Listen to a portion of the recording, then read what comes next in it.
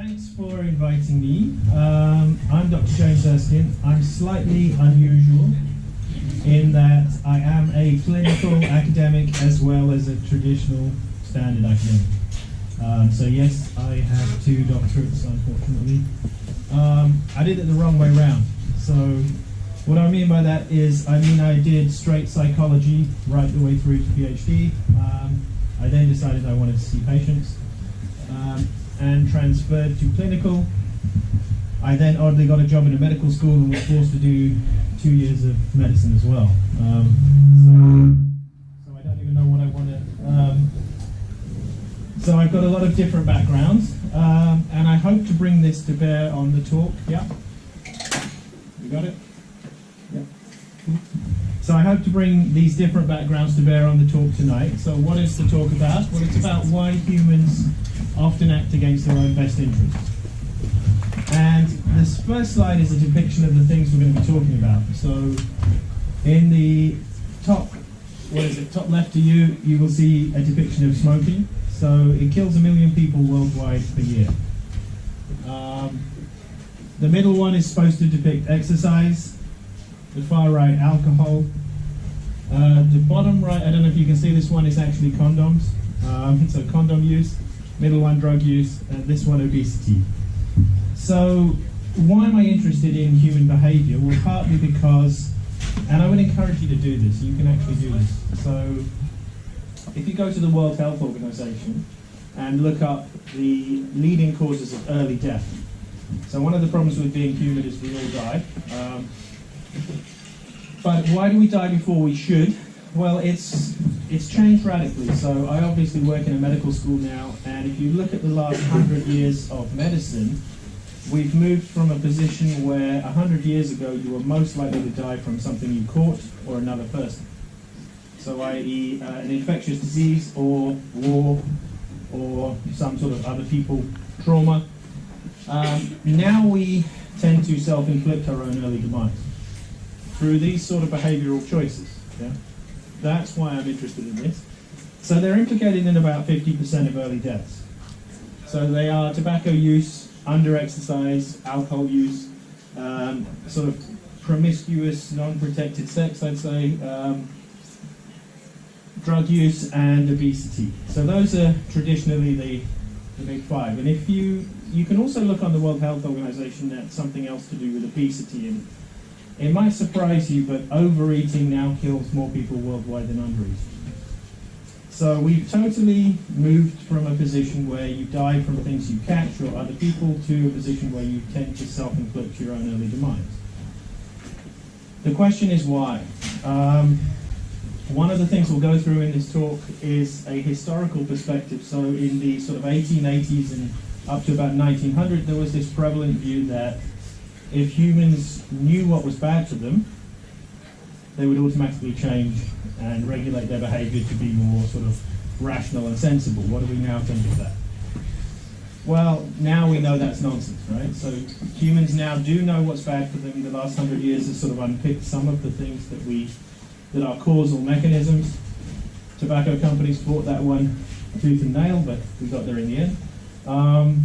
But the issue is such that humans now know what causes damage, but they still do it. You know? So that's what led me to this. Obviously, as I said earlier, I'm also clinical, so I work with a lot of patients who struggle with behavioral issues. Also psychopathology, but behavioral is the main thing. So one of the issues is self-control. So self-control is knowing you can, but deciding you won't. Yeah. Now, at this time of year particularly, how many of us set New Year's resolutions? Yeah. How many of us have already broken them? Okay, that's common. Yeah. So the most likely outcome of New Year's resolutions is actually not change. Yeah? The sad thing about human behavior and the sort of science I do, which is in trying to engender humans to change their behavior, is the most likely outcome is you don't change. Right? Indeed, in all the models of addictive behaviors, for example, one of the stages they actually model is relapse, because it is the most likely outcome, particularly with something like smoking. So this might shock you, but with smoking, only 3% of people ever stop unaided. What do you think the percentage rises to if you give them every help known to man? So they get drugs from the GP, they get nurses who give them therapy, they get social support groups, they get patches, they get everything known to man. What does it rise to? 10. Huh? 10. 10? Well, it's about 20%. It's just over. So it's 20, it hovers between 20 and 22%. Right? But it's still woeful, right? So you get an increment from 3% to roughly 20%, but what that should tell you is the vast majority of people who ever smoke continue to smoke. You know? They clearly know it's damaging, but they continue to persist in the behavior. The other thing is, if you look at things like a hierarchy of addictive substances on the planet, where does nicotine come? Anyone know? Yeah, it's one or two. So one is usually heroin, right? We're all familiar with that one as an addictive chemical. But bizarrely, nicotine is right just below heroin, right? It's right up there. So, and this is going to be an answer tonight. So some of you are thinking, well, how do I control my behavior? That's what I've come for. We will get onto that. But one of the answers straight off the bat is you don't start in the first place. Yeah, now I know that's disappointing for a lot of you, myself included.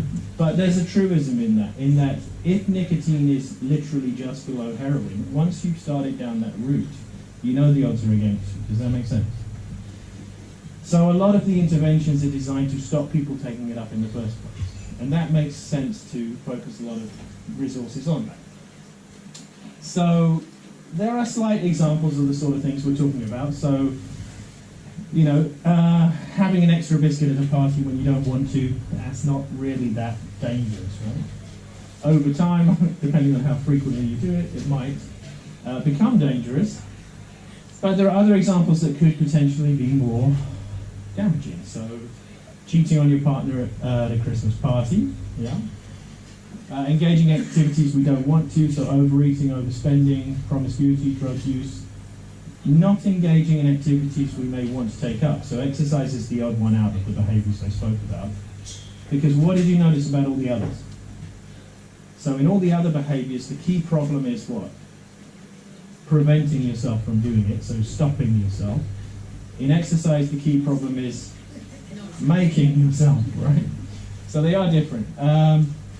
Here's a statistic that is widely known but very shocking. So 70% of smokers report not wanting to smoke. It's widely known. What does that tell us about? And they're not lying on that one. They genuinely don't want to smoke, but they do it on a daily basis. Anyone know what the average number of cigarettes per day is in a smoker? It's remarkably consistent. It's 13. We don't know why. That's about the average number you smoke. So they do this thing 13 times a day on average. But 70% of them absolutely don't want to do it, because they religiously do. So the key question is, why do humans do this?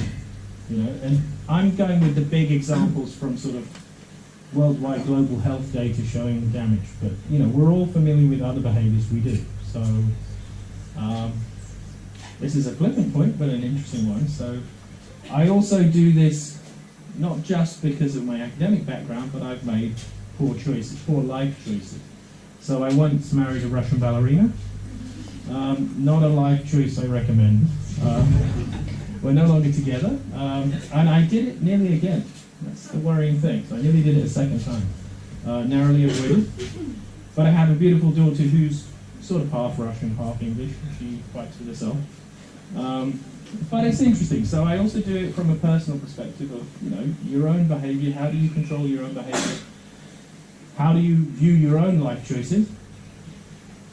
So yeah, here's the top 5 leading causes of early death. So as I said, overeating causes more deaths worldwide than undereating now. So really strangely, you're more likely to die from putting too much in your mouth than not enough. Shocking. Smoking, alcohol, sexual behavior, and exercise. So hands up if you struggle with any of these. Yeah, okay. So we all do. But there's, you know, as I said, it's not just these. There are many other things we may be more embarrassed to talk about that we also struggle with. Here's a very interesting slide. So there's a guy called Pascal Shearer who looks at the relationship between intentions and behavior. So what he does is he tracks people who say they intend to do something at a future point, and he looks at how frequently and how often they're successful in that. And what he finds is intentions generally predict 28% of the variability in behavior. Now, if you're a good scientist or a skeptic, what do you immediately start thinking? Well, you see a figure like 28%, hopefully you take it away from 100, right? And you're left with what? Yeah, 72% of the time they do what? They behave in ways inconsistent with the intention, right? So this is worrying. They have a firm intention to change their behavior or do something at a future point in time, and when you follow them up over time, so months, years, and he does this mainly via meta-analyses, so he does it from other people's studies that have been aggregated, and finds most of the time you fail. So what is it that predicts the 72%? So what is it that really causes us to do things? And the answer is we're really not sure. The answer is we don't know. A lot of it will be things like environmental cueing. So as I said, if you already, and this is another interesting point, that every individual will have certain behaviors that they find problematic, right? Which varies between individuals. So if you have a problem with a particular behavior, and you run into an environmental cue that's likely to elicit that behavior, you're in trouble, right? So I'm thinking of the recovering alcoholic wandering by a pub. Yeah? That's a stimulus that's likely to elicit the response of wandering inside and ordering a beer, which is unwise. But what's interesting is we cling to notions of rationality in human behavior, when intentions most of the time don't predict our behavior. And we're unsure what does. So we know it's partly environmental cueing, we know it's incidental things, background, genetics. But why do we cling to rationality when so much of it isn't rational? What do we think? So why do we view ourselves as rational beings when actually a lot of what causes our behavior isn't rational? We like to think we're in charge of our own destiny. Yeah, so we like to think we choose consciously what we do, right? We like to think we're in charge of our own destiny. What would it mean if we weren't? How would we go about living if we were to accept that actually maybe we're not as in charge as we think? Well, it's an interesting question. I don't have an answer, but I put it out there for now. So one explanation concerns a phenomenon that's key to my own research, which is thought suppression. So most of my previous work is focused on thought suppression, which is what is that? Well, it's trying not to think about something. Now, we all do this, right? So let's imagine a scenario where you would do this. So you're about to go on a diet. One common method sensible method of trying to avoid eating foods is to avoid thinking about them, right? So you may have particular foods that you are particularly partial to. Let's say it's donuts, one of my personal favorites. So I may decide if I'm going on a diet, okay, I'm not going to think about donuts. What's interesting is, what do we think the consequence of that would be?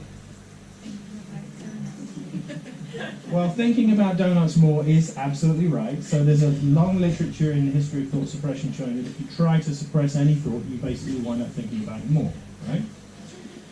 So that's been known about since 1987. A guy called Daniel Wegner researched that in large degrees of detail. And it seems to work irrespective of the thought. So it doesn't matter if it's a negative thought, a positive thought, a neutral thought, it comes back more strongly later on. But what I started thinking of is, what if that operated in human behavior? So what if you try not to think about something? What if you then wind up doing the very thing you're trying not to think of? So for example, if I want to go to the pub and have one pint of beer, so I try not to think about alcohol, will I be subsequently more likely to have another pint? What do we think? Yes.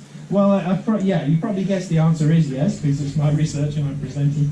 The answer, unfortunately, is yes. What if, and here's a really controversial one, what if I want to avoid having an affair with the attractive colleague? That wasn't the reason my marriage broke, by the way. So I try not to think about her. Will I be more or less likely to then have an affair? Well, the answer's more. So I collected data on that, and it's interesting. It does it through a very interesting mechanism. So what I got people to do was not think about sex for a period of time, and then I tracked how attractive they find other people relative to control groups. And what you basically find is if you get people not to think about sex, they come to find everyone around them more attractive. It's really interesting, right? So you can imagine how that's, and I think that may explain certain priest-like phenomenon, potentially. But it's something that's worrying, right? Why would not thinking about sex make everyone more attractive? And the really interesting feature is it doesn't necessarily act. Even if you're heterosexual, you will still find other men more attractive. So it's really interesting, yeah. Yeah. Well, we have. Yeah. What I'll do is I'll come on to that. I'll show you how the studies are done in detail, so that you can see the paradigms we use. Basically, what you do is you get people to sit in a room that's nondescript. You get them to practice something called a stream of consciousness. So you give them 3 minutes, you say, I'm going to start a tape recorder, I want you to verbalize out loud all your thoughts, right? And they start in the absolute classic way. They say, this room is grey, it's boring, I'm hungry, I want to leave, how long do I have to do this? The usual. You then go back in and you say to one group, which is the experimental group, the suppression group, you say, okay, for the next 5 minutes, continue verbalizing all your thoughts out loud, but don't think about sex. If you happen to think about sex, please press this buzzer, right? Which is kind of an index of how many times they think about it. You also have the tape recording which picks up if they mention it or something related. Yeah? The control groups you'd have doing things like thinking about anything, so repeating the 3-minute task. Or in my personal studies, I tend to favour also having a group that actively thinks about sex. Because I'm interested in, if you actively think about it, does that make you more likely to do it? Now, the odd thing is, in most of my studies, the answer is no. So the good news from this talk is thinking about something doesn't necessarily make you any more likely to do it. That's the good news. The bad news is not thinking about it does. So, yeah, as I said, in 1987, Wegner and colleagues found the classic effect of thought suppression, which was they had a target, white bear. Does anyone know why they chose white bear? And it's not a random target. So I'm sorry, it's not deliberate, but there's going to be a lot of Russianness in this. So it goes back to Tolstoy, because Tolstoy apparently told his younger brother was really annoying, so he used to tell him, go away until you can successfully not think of a white bear. And Tolstoy obviously realized it was an impossible task, so his brother never came back. Right? So Wegner picked up on that and was the first to scientifically study it and showed that, yes, if you try not to think about a white bear, you basically end up not obsessed with it, but much more frequently thinking about it than control groups. Now, why is that important? So what sort of thoughts might people consistently avoid?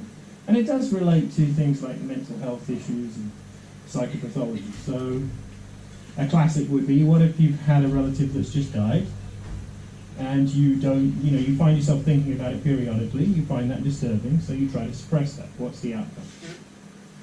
You think about it more, right? So it is a problem. So it's been subsequently demonstrated on many other occasions with a variety of thoughts, and meta-analyses, which is the aggregate study, suggest it's robust. Right? So there is a phenomenon there. We know if you don't think about something, it's not going to work. So one of the ways you can help yourself to be more controlled is don't use thought suppression. It's futile. It really is. It's not going to work. You're going to wind up thinking about it more. So there's your famous white bear. There are also a number of other effects that have been found, which are you wouldn't necessarily anticipate these. So you get short-term decreases in immune functioning. Why would that be? So your immune system, if you suppress certain things mentally, your immune system can be slightly compromised. Okay, it's temporary. Heightened sensitivity to pain if you're suppressing pain. So, you go to the dentist, you try not to think about the pain, you suppress it, you wind up more in pain. Biased perceptions of others. We'll come on to these studies, so don't worry too much about the nitty-gritty of it. We'll do increased propensity towards self-injurious behaviors if you're suppressing self-injurious content. Reduced perception of the causes of one's own action. So this is a study I did myself with Wagner. We'll come on to it. It's a very interesting study. It has very nice implications.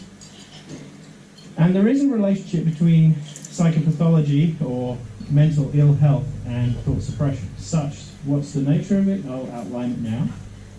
The more you report doing thought suppression or using it in everyday life, the more likely you are to suffer from most forms of psychopathology, particularly depression and anxiety. It makes sense. Now, I'm not saying it's causal, because it's correlational, right? What I'm saying is, if you use thought suppression more, you will also be more likely to be mentally unhealthy. And the rebound effect in behavior, which I will show you now. So let's take a look at two sort of 19th century people. Does anyone know who they are? Two of my heroes. Anyone know? Anyone? No? Okay, the one on the left. Okay, it's William James. So he founded, I think it's the first psychology department in the world at Harvard in about 1880 something, not exactly sure, but so William James, psychology hasn't existed for that long, right? So my own discipline hasn't existed. But William James was arguably one of the founders of the discipline, particularly in the States, so at Harvard University, and he classically was interested in the problem of action.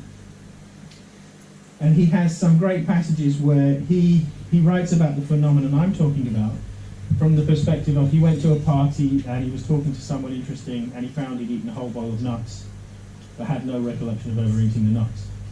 Right? So what he was interested in is how can I behave, how can I do a human behavior like eating without realizing I'm eating? Right? The other one, anyone? The one on the right? It's Dostoevsky. The other reason Dostoevsky's here is what did Dostoevsky's characters, What did Dostoevsky's characters write about?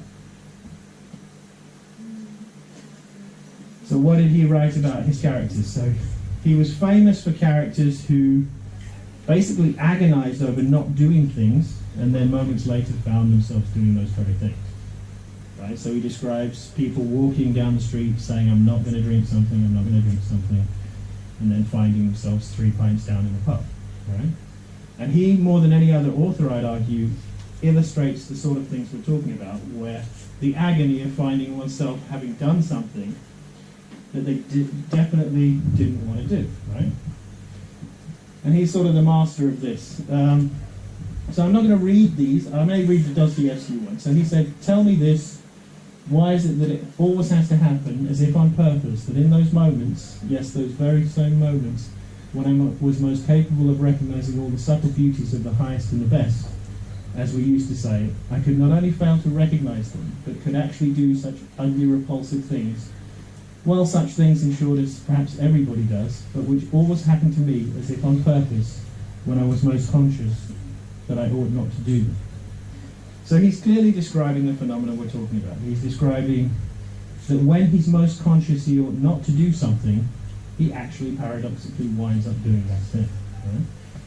Now, hands up if you've experienced something like that. Yeah? Okay. So it's a regular human phenomenon. Some of us haven't, but most of us can identify with that.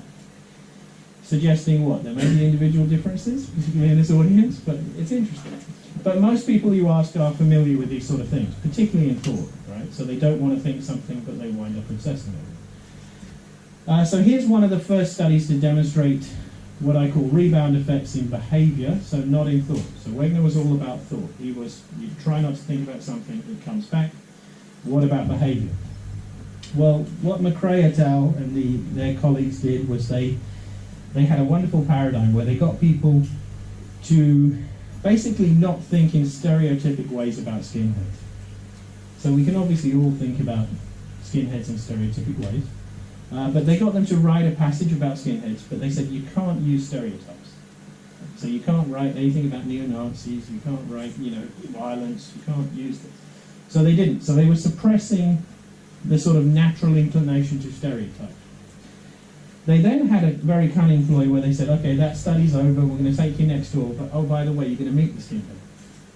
They took them to a room next door, so the study's ostensibly over, and the skinhead wasn't present, but their bag was there. What do you think they were actually measuring? So they said, okay, take a seat and wait for them to return. What they were, this is classic psychology, they were duping them, and what they were actually measuring was how far away they chose to sit from the skinhead. What do we think happened? So the ones who suppressed sat much further away. So, and there were control groups that hadn't suppressed. Right? So the ones that hadn't suppressed sat reasonably close. The ones that suppressed sat further away.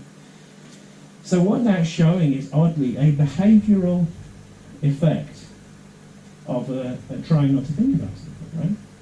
Now, can you see how that might play out in general terms in a lot of ways?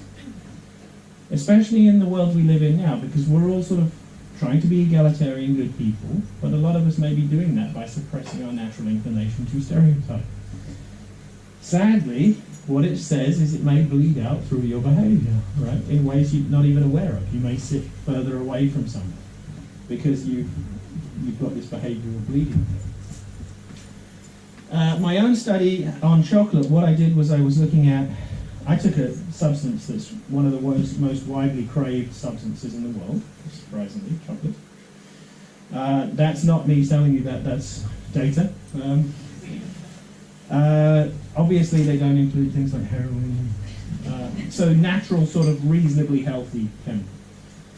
And what I thought was, if you get people not to think about chocolate, will they then wind up eating more of it? Yeah?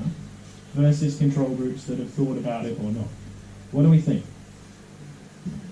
Yeah, the answer is yes, they do. So let me show you what it looks like. So how did I do them? I duped them again. So I had participants took part in what they thought was a test on taste preference.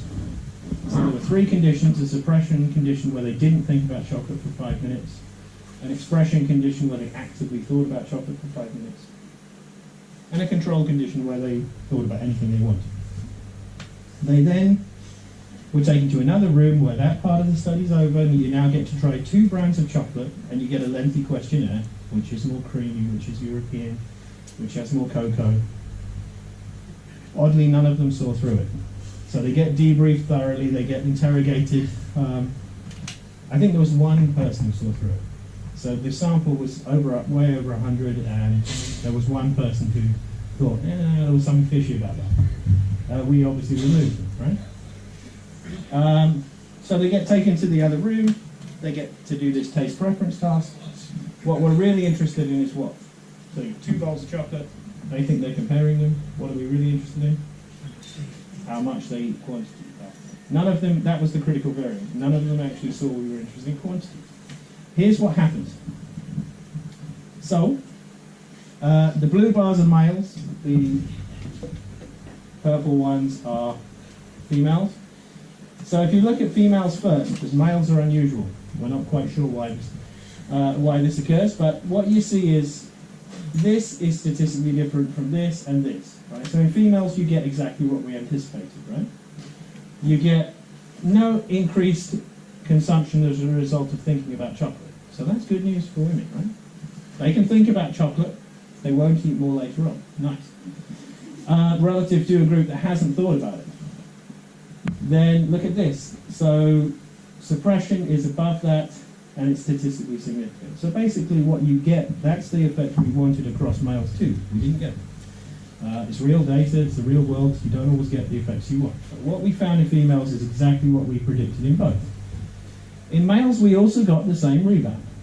So if you look at males, and you look at this versus this, suppression does elevate consumption relative to the control group, right? So you also get an effect of elevation in consumption if you don't think about it. What's weird in males is you get an even stronger effect if you think about it, right? That we didn't anticipate. We still can't really explain that. It's a male thing. We've replicated it. Yeah.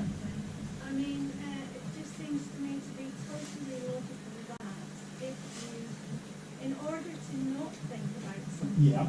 you have to think about it. Sure. You can't do it in some sort of practice. Your brain has to think about the thing, but you're trying not to think about Sure. it. So when you say that these are people who weren't thinking Yeah. about it, they were thinking about it. They had to think about it in order to try Yeah. not to think about it. What you can do, and it's a nice thing, because you've got an index of how many times they think about it, so you're right, when you suppress, the classic effect is you fail, even in the moment, right? So if I say to you, don't think about chocolate, for a 5-minute period, the average number of intrusions you'll have, and we've done this hundreds of times, is about 5. So you will fail the suppression task. You'll still have intrusions about chocolate, right? You can then correlate that with amounts eaten, and it doesn't correlate, right? So I get what you're saying. You do fail it, you do think about it, right? But nothing like at the levels you get in the group that actively thinks about it. So in these groups that are actively expressing it, you get in the order of 20 to 30. So they're thinking about it, right? They're saying, I love chocolate, I really want chocolate, you know, where is my chocolate? So you're getting 30 thoughts in a 5-minute period. The interesting thing is the breakdown in the correlation, and indeed the later rebound in behavior, right? Because you wouldn't anticipate that. So what it does suggest is that there is something involved in not thinking.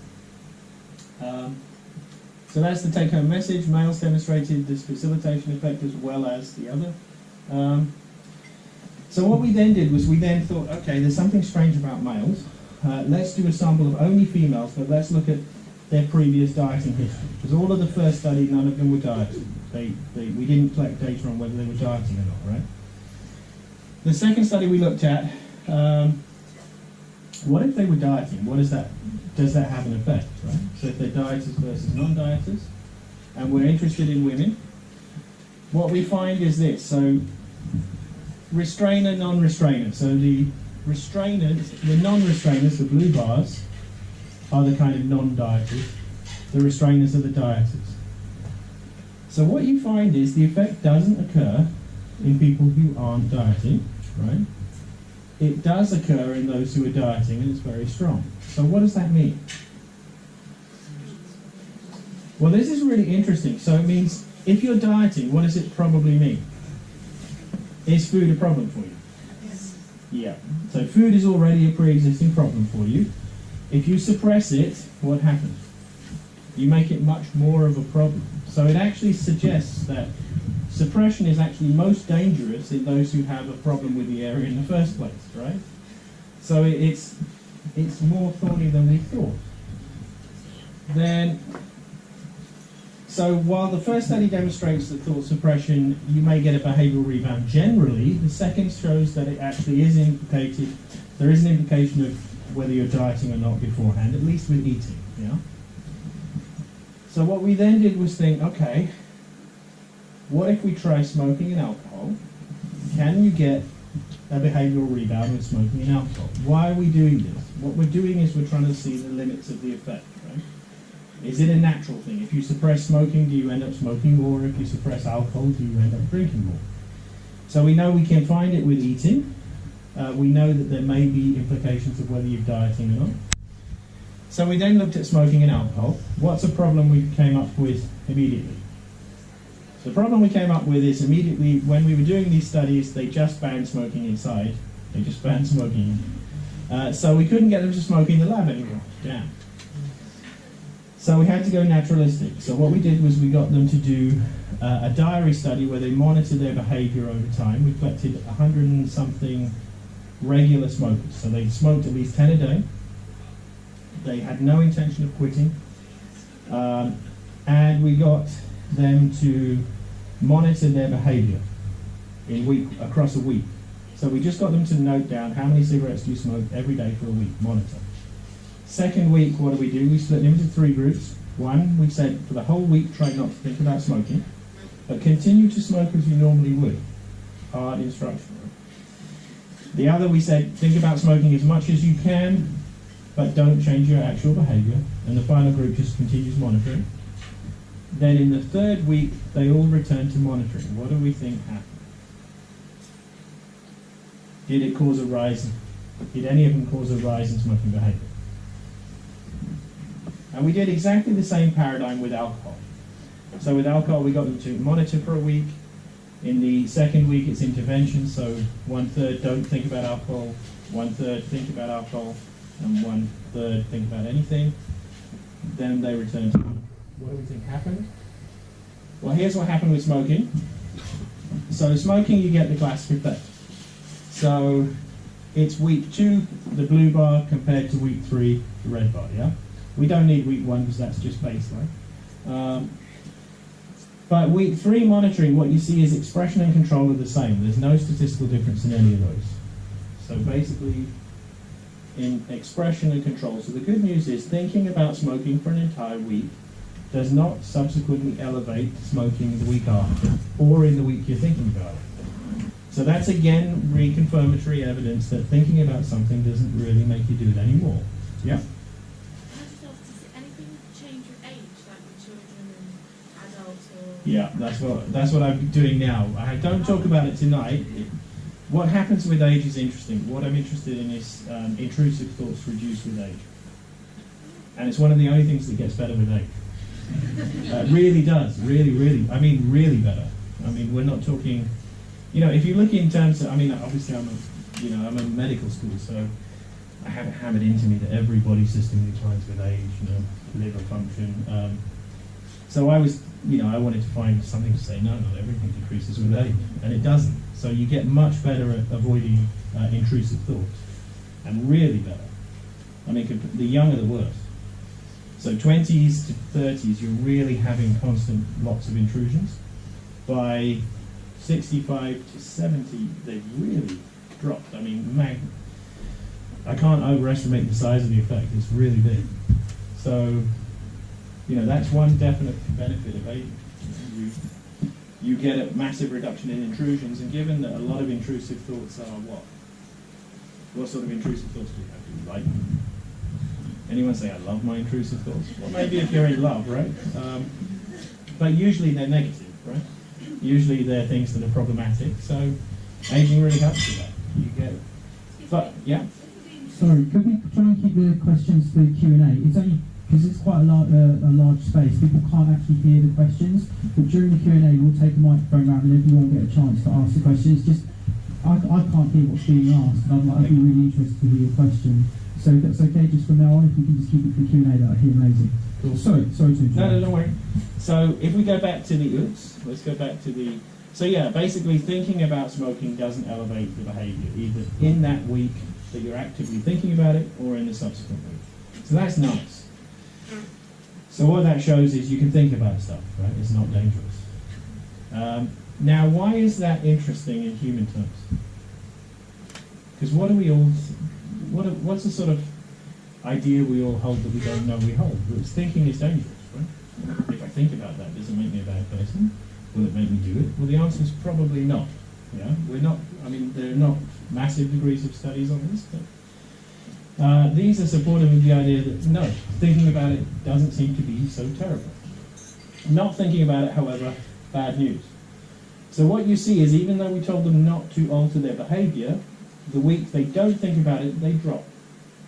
We told them not to alter their behavior. Interestingly, in debriefing, they don't recognize that they did drop. So none of them detected that they reduced smoking behavior in that week. They didn't intend to, they just were trying not to think about it. I guess that's why they smoked less. The following week, they smoked more. So again, it's a demonstration that weirdly, you try not to think about smoking, you do wind up smoking more. You get exactly the same with alcohol.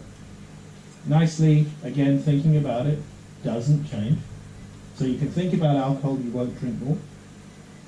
Don't think about it, you will drink more subsequently. Now what's interesting about thought suppression is it's always afterwards. So it's not during the time you're actively suppressing, it's afterwards that it comes back.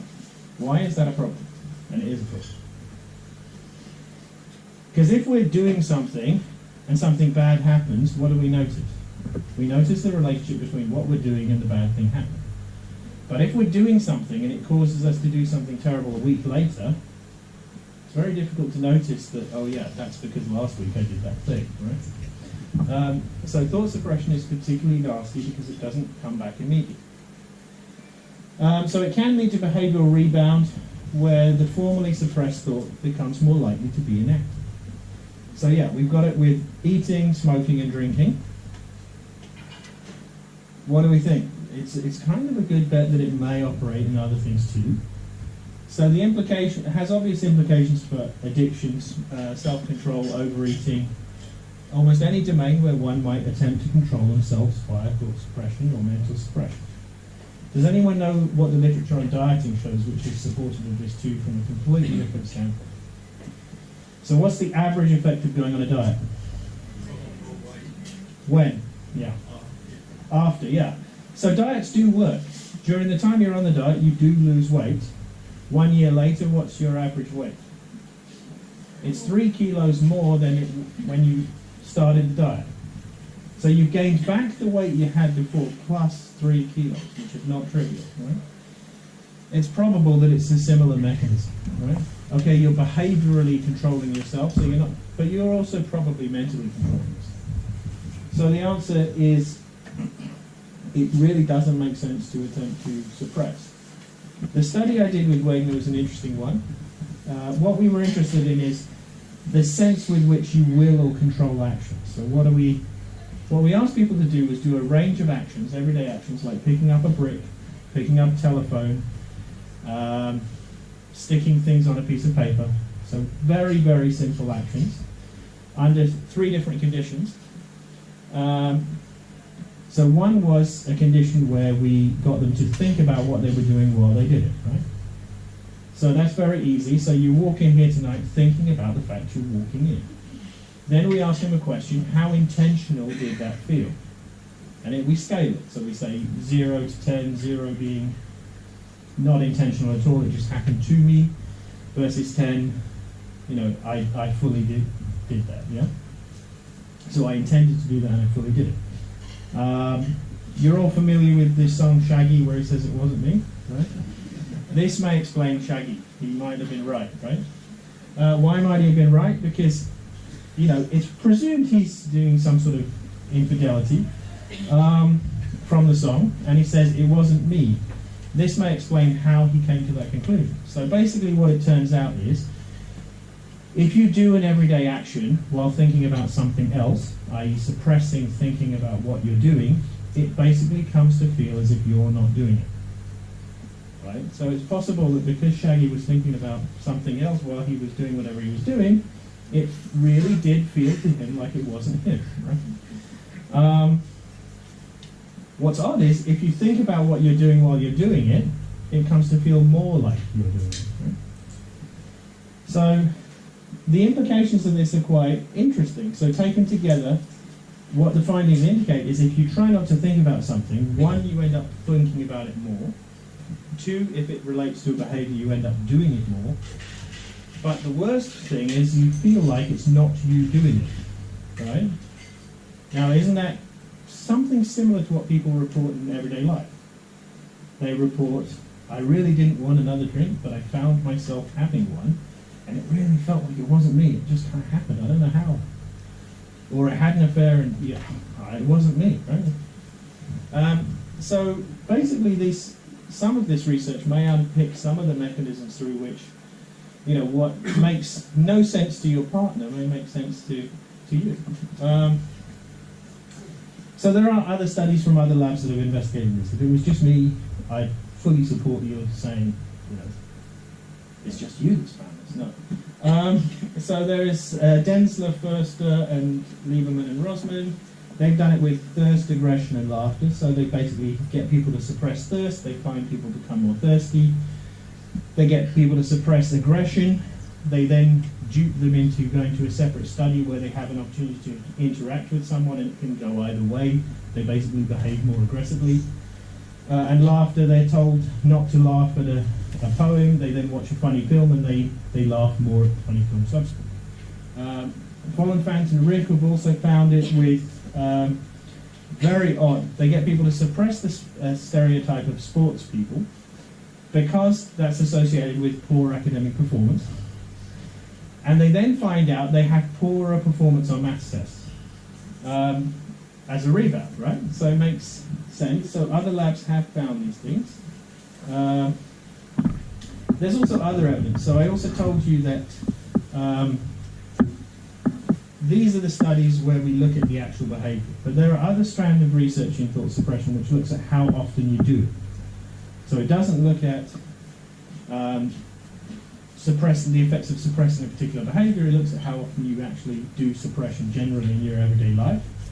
There's this thing called the White Bear Suppression Inventory, which is a measure of how often you do it. And what we find is it's very strongly related to psychopathology across the lifespan. So the more likely you are to report suppressing thoughts, the more likely you are to be depressed, the more likely you are to show OCD, the more likely you are to show anxiety. Now, as I said earlier, it's not necessarily causal, so it could be the other way around. It could be that if you're depressed, you have what? You have lots of intrusive thoughts that are negative, therefore you suppress in an effort to get rid of them, right? It makes total sense. But given what we know about the effects of thought suppression, it's probably bi-directional. So they probably, one affects the other and the other affects the other. Is there a way out? Well, what do we think? So one of the things that's in vogue at the moment is mindfulness meditation. Yeah? I'm not a massive fan because of the esoteric components and the sort of non-scientific elements of it, but what I can tell you is it is a potential way out. Why? Well, it stops people suppressing, right, which we know is bad. So we know suppression can cause rebounds, both in thought and behavior. So if you do anything that stops people doing that, it's going to be helpful. Right? That makes total sense. But it also gets people to accept the thoughts they're having. And one of the problems generally in life is that people think thinking about something is dangerous. What mindfulness does is of course, just a thought, right? You can think about it, just notice it and let it go, right?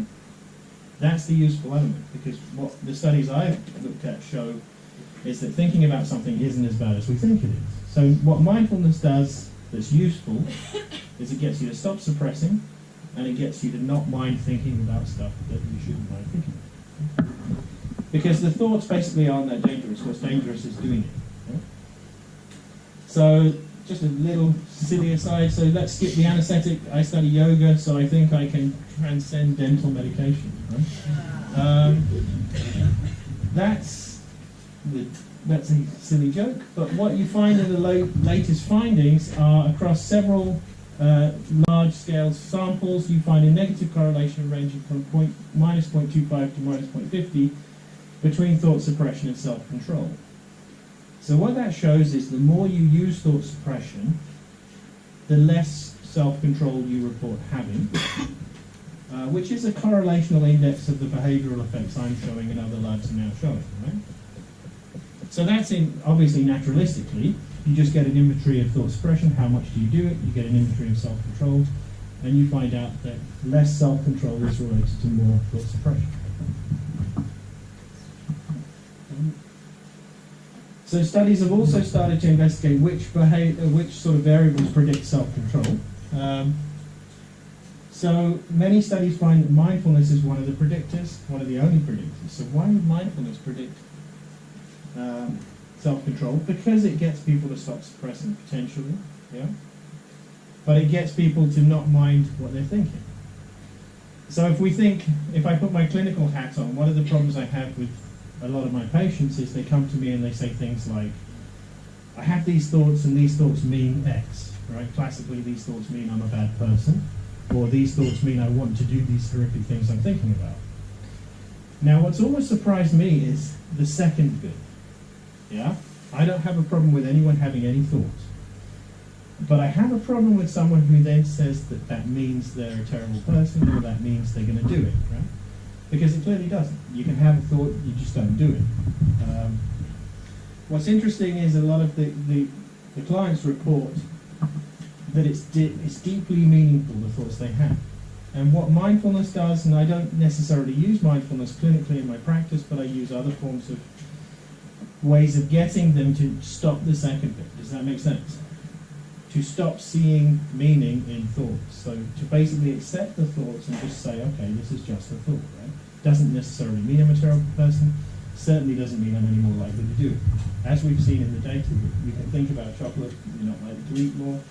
You can think about smoking, you can think about alcohol, doesn't necessarily make you more likely to do it.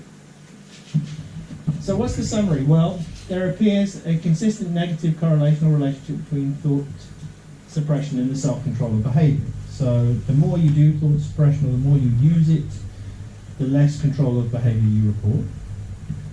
It's been validated experimentally by the studies that I've done and other labs have done. And interestingly, meditation may be one potential way out, but the other potential way out, as I've said, is also getting you to decouple what thinking means from an emotional component. So you have a thought, you then have an emotional reaction, decoupled. Right? So just because you have a thought, don't see it as so meaningful, don't imbue it with meaning it may not have. So these are some of the follow-ups you asked about. So intrusive thoughts reduce with age.